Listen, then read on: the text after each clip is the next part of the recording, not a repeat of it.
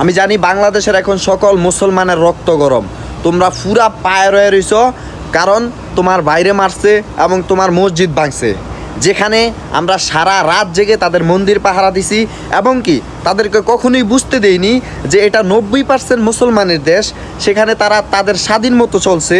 আমরা কখনোই তাদের সাথে খারাপ ব্যবহার করিনি, তাদের উপর অত্যাচার করিনি।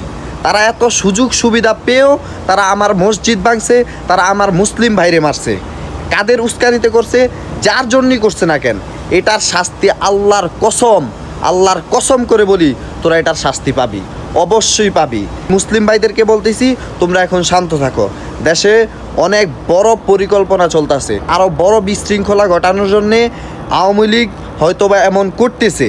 আর আমি আরেকটা কথা বলে দিচ্ছি বাংলাদেশের মুসলমানরে, যে মুসলিম হইয়া যারা এখন ইসকনের পক্ষে কথা বলবে তাদেরকে ডিরেক্ট জবাই করে দাও ভাই, কোনো আওয়াজ নাই, ডিরেক্ট জবাই করে দিবা। ইসকনের পক্ষে যারা কথা বলবে, আমার সুস্পষ্ট বয়ান, আমি দেশে আসতেছি, আমি একটারও জিন্দা রাখবো না। তুমি করে বহুত আদর যত্নে রাখছি এই বাংলাদেশে, বুঝছো না?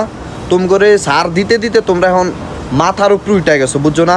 এখন আর কোনো ছাড় চলবো না, কোনো ছাড় চলবে। ইসকনের পক্ষে যেটাই কথা বলবো ওটারে ডিরেক্ট কতল করে লাও, কোনো আওয়াজ নাই, ডিরেক্ট কতল।